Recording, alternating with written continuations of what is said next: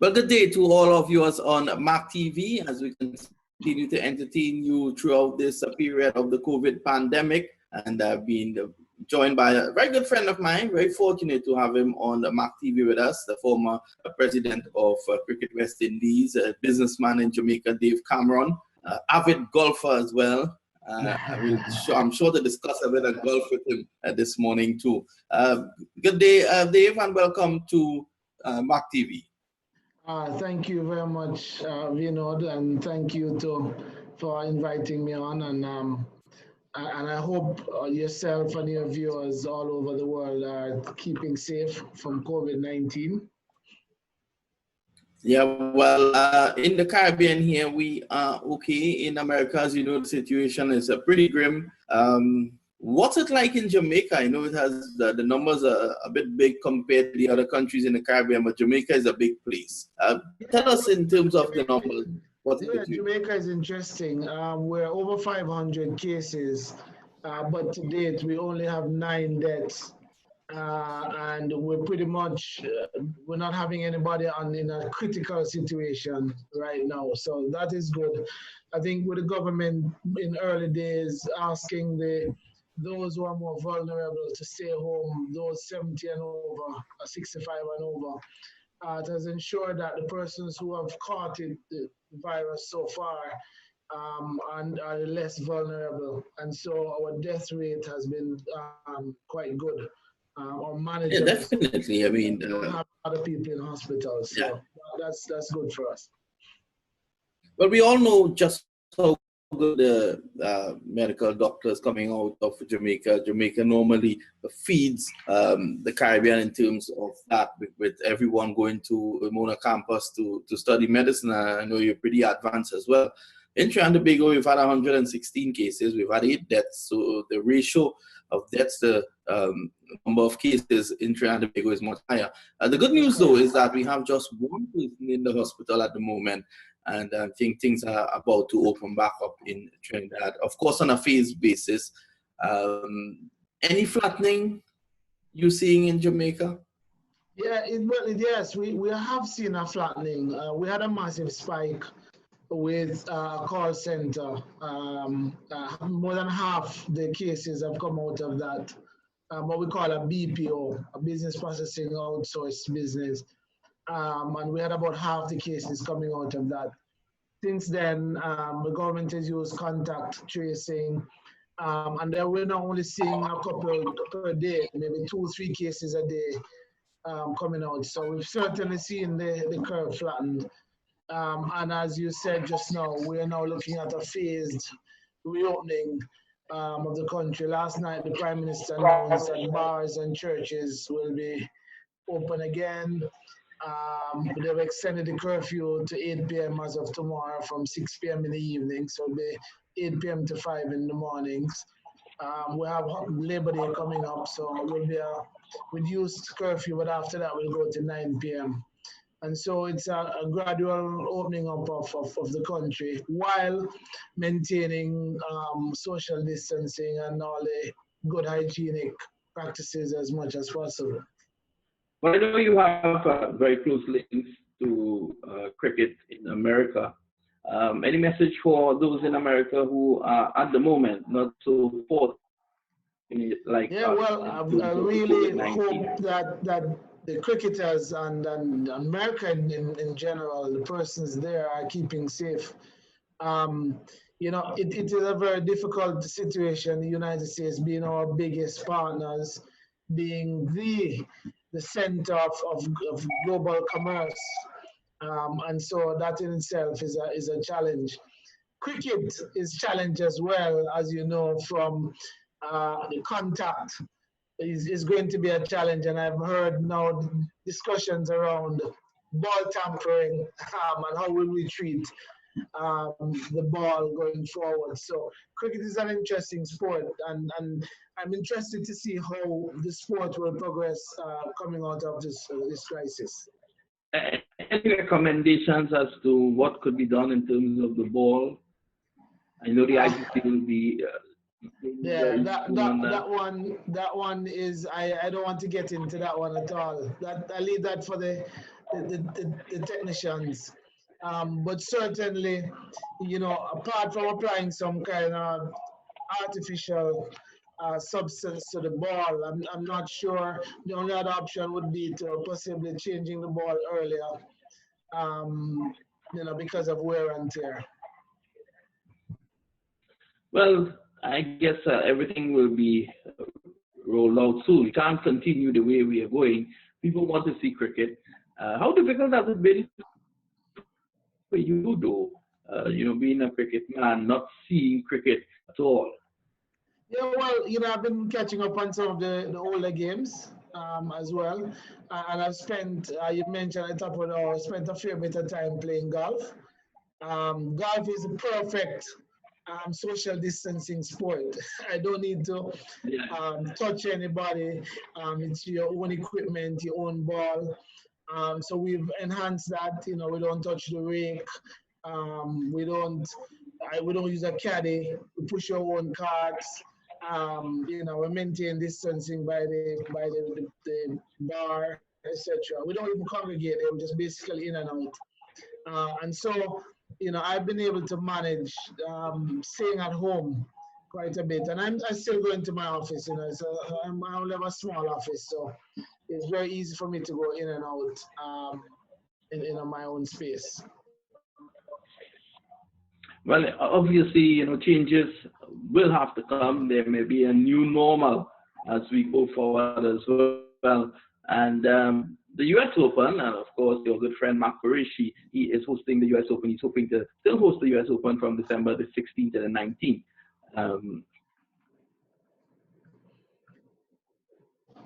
Yeah, you're breaking up, Vinod. I'm sure by December the MAQ, the US Open should be able to be held. We will see, but it may be under different circumstances. Yes. You've been to the U.S. Open. How critical is that tournament to the fabric of the American Cricket Society? No, I think it's an excellent product.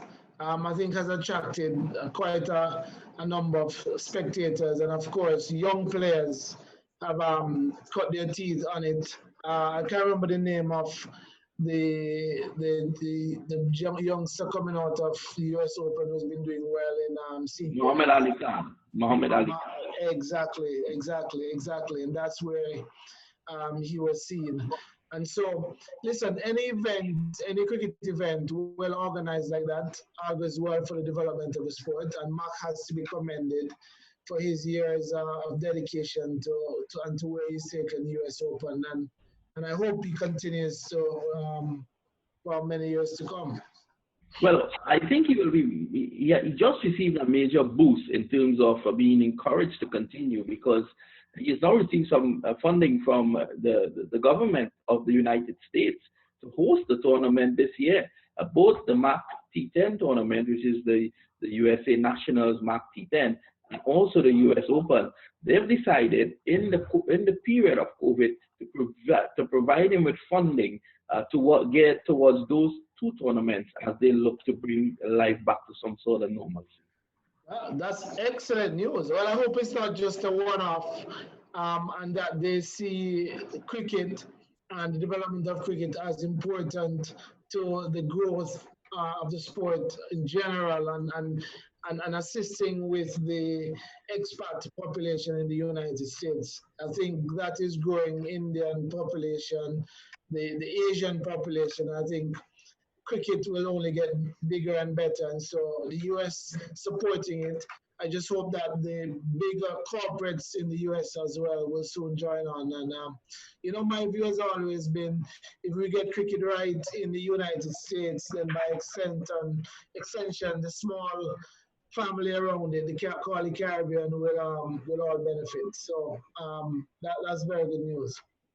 Well, what has really been the problem in American cricket? I know you were seen as a big brother to American cricket when you were president of Cricket West Indies. Cricket West Indies, they were charged with some sort of responsibility as well by the ICC to kind of overlook, see wherever they could lend assistance. What has really been the major problem, you think? Well, now cricket in the US has a number of problems. Quite similar to those in the Caribbean. It's not one nation.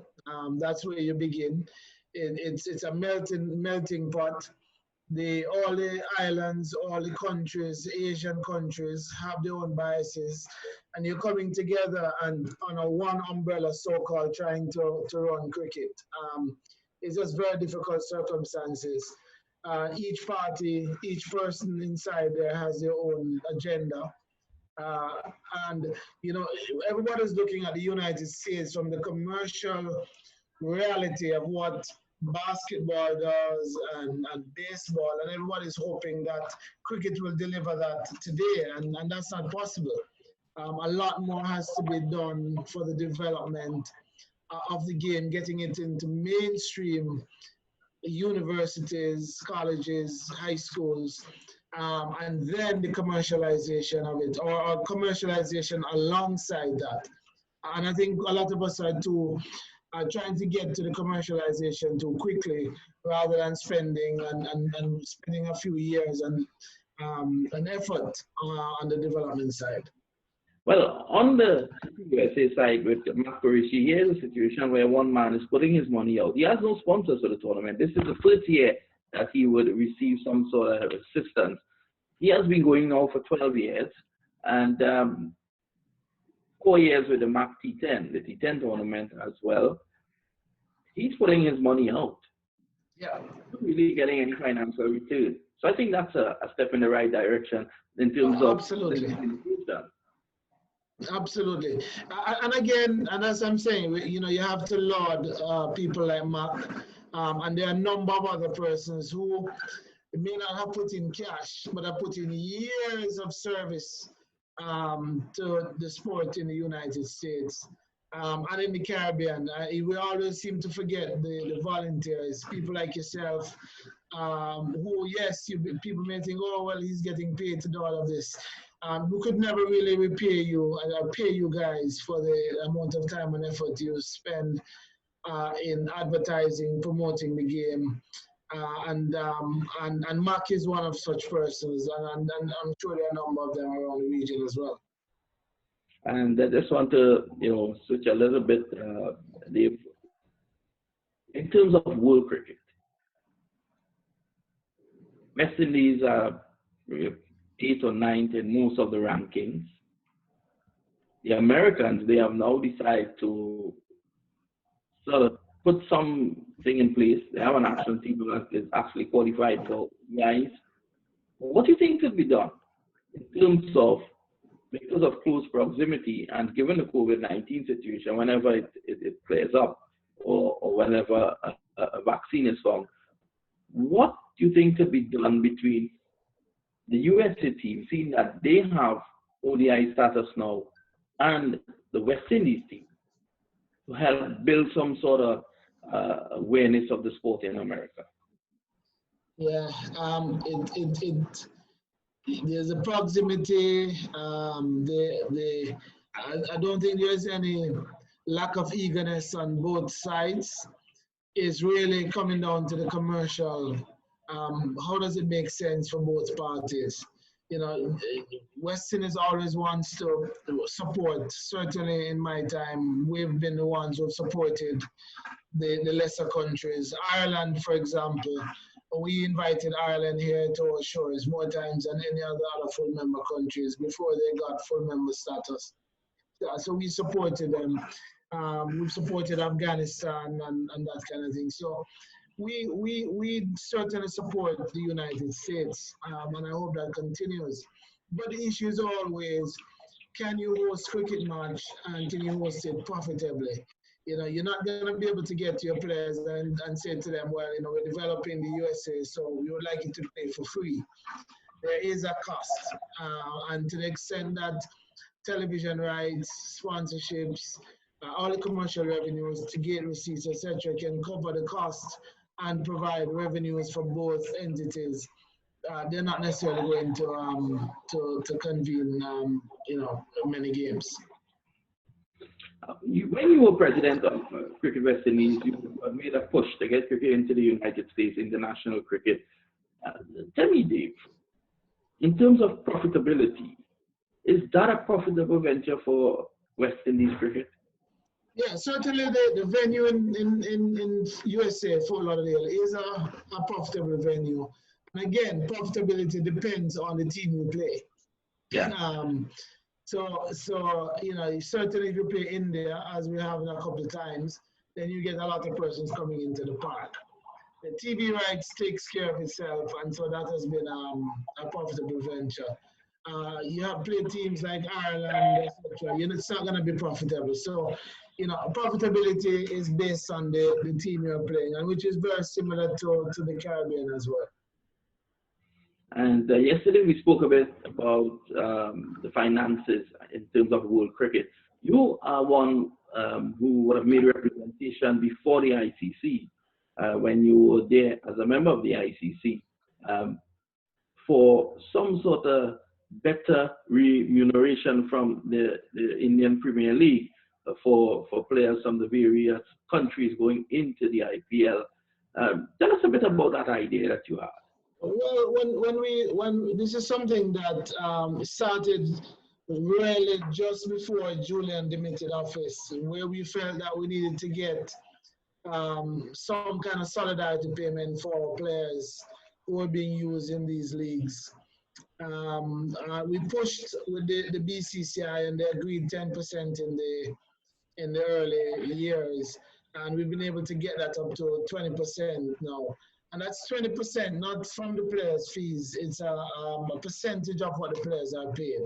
So, for example, if the players are paid $1 million, then the West Indies Cricket Board gets $200,000. And we have divided that money, a third to West Indies Cricket, a third to the Territorial Board, and a third to the clubs. We then tried to expand that to Pakistan. So we got a deal with Pakistan. It wasn't necessarily the same thing, but we agreed a reciprocal relationship with where the CPL, use of their players in CPL and our players in their Pakistan Super League would be concerned. We also got a deal done with Bangladesh, but the other countries were not necessarily in agreement. Australia and England, the two other big countries, were not necessarily in agreement. And South Africa as well gave us some pushback. But it's something that we continued to fight. And not fight in a way that, you know, we want to be contentious, but we're saying that if we're developing our players and we're spending, like I said, 60% of our budget is really spent on development of players, on their franchises, the territorial boards, etc. Then your players are going off, your best players are going off and playing these leagues, which means you don't have their services. But at the same time, they're actually, in an interesting way, competing against you for your global rights. Because what's happening is TV, whether free or otherwise, is seeing your top players around the world playing in these leagues. So when they're going to buy your rights for international cricket, you're less attractive, because we've seen these players all year. And so that's part of what's happening to our global rights. So it's a complex web in the world commerce, because if you look at cricket and broadcast rights, they have grown exponentially in the last couple of years. ICC rights have doubled, IPL rights have been 5 times since the first time they sold it to the next time. England rights have gone up, Australia rights have gone up, yet still all the smaller boards have not been able to get a broadcast deal. And it's simply because all these star players from all these boards are playing in these big leagues. So why do I now need to pay the Sri Lankan, West Indies money to see their players when I'm already seeing all the stars in these leagues? Tell me, Dave, at this present moment, or at least when you demitted office, who were the countries you still weren't able to get through to in terms of these T20 leagues? I know you would have gotten, as you mentioned before, a deal with India, Bangladesh, of course, and could you explain the arrangement with Pakistan? Well, in terms of the arrangement to be able to get solidarity fees, we agreed with Bangladesh Pakistan, India were able to move from 10 to 20%. And those were the three. We also we're making arrangements with the smaller, what do you call them, the non-full member countries to support them in their leagues that they were looking to establish. So we were making some headway with that. But the key and where we felt we needed to push was a little bit more with the BCCI, because the IPL is a special animal in the sense that the IPL takes up 8 to 12 weeks of the calendar. And unfortunately, when the IPL is being played, no other international cricket is being played. So it's almost a world event. If there's no other cricket being played at that point in time, then what happens to what is being played? It becomes more valuable. And so we felt that, carving out 3 months of the year almost for one event required a much higher fee for the West Indies. And again, we're not making any we can see it. The West Indies players are the stars. Andre Russell wasn't just named Wisden T20 Player of the Year, and we saw what he did in the IPL. Chris Gayle, we could name them. The West Indies players are the stars of the tournament. So we felt that we needed to have gotten paid for that window, tantamount, not just a percentage of what the players are being paid. Because if we started to have a clash and start to have a fight with players between India and ourselves, and obviously, let me be very clear, we want our players to maximize earnings. But the issue is, it's at the detriment of West Indies cricket. And so, Vinod, we only make money, West Indies cricket only makes money when we host cricket at home. And going back, we only make money when we play India and England at home. So if every year you're giving up 3 months of your best calendar, and you're fighting to play in hurricane season, and you're having to play in season when the other teams are not available, England, India, etc., then you are not able to generate any revenues. And that's why our global rights or TV rights have come down. We don't have a domestic market, and so we've always existed on the international teams, global markets, TV market that plays us. And so if we're not playing England and India, and to a certain extent Australia, we're going to struggle. Isn't Australia profitable to the Caribbean? Not necessarily. Not way anywhere the charts of England and India. It is.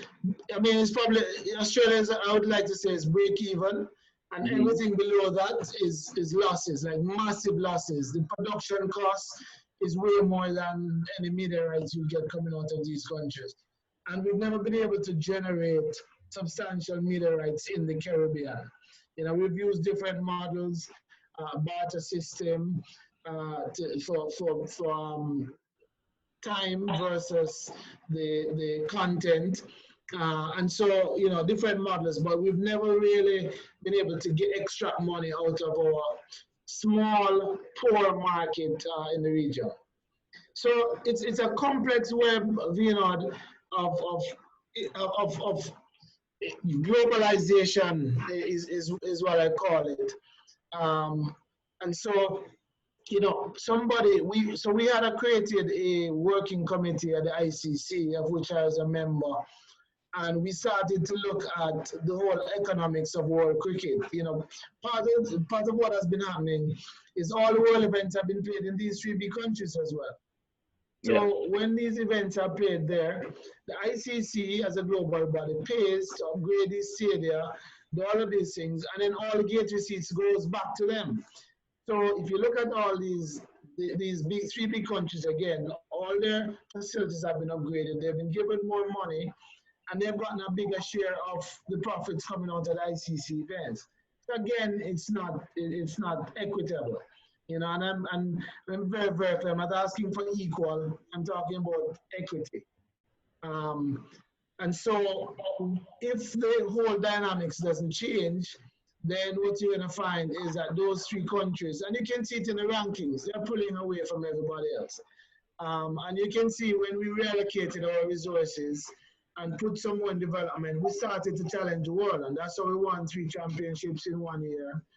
But it's not sustainable going forward if we don't actually change the model, because all the monies from global rights from TV is being channeled into the 3 big countries, into their domestic cricket. The domestic cricket has taken away all that money that used to be spent on all these other smaller nations' TV rights.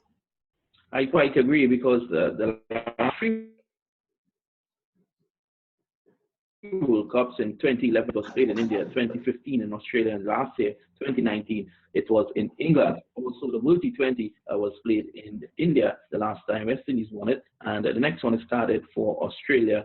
Should the COVID pandemic ease up a bit, that's started for Australia. Well, Dave, I want to thank you for your very interesting offerings here this morning, and I'm sure that our viewers would have been glued to the television sets, listening to what you have to say, and I'm sure they would have gotten a better appreciation of the finance in and around cricket. Your final word to the cricket audience in America? Well, you know, I really hope that cricket continues to grow in the United States. And we believe if cricket grows in the United States, or when it grows, it will pull the West Indies along, and we will all benefit. We look forward to the continued investment of MAQ and persons like MAQ in and around the United States in developing stadia and investing in the growth of the sport. So good luck to you all, and I hope that we'll be able to recover quickly enough from COVID-19 that we can all have a good future. Thank you very much. Thanks a lot, Dave. You've heard it there from the former president of Cricket West Indies, and of course a top man in terms of the business world in Jamaica as well, Dave Whitecliffe Cameron, good friend of mine, and we want to thank him for being here with us today. Stay tuned, keep viewing MAQ TV as we continue to entertain you during this period of the COVID pandemic. Good afternoon.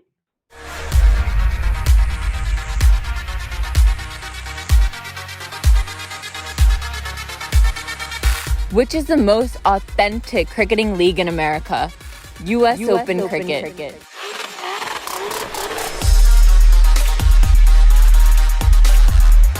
Which is the most exciting cricket in America? US Open Cricket.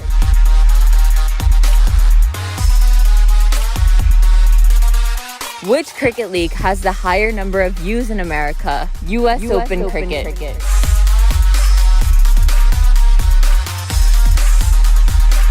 Which cricket league has the higher number of players in America? US Open Cricket.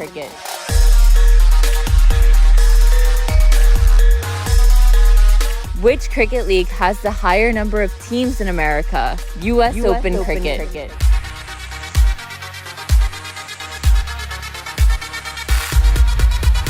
Which cricket league has the higher number of cash prizes in America? US Open Cricket.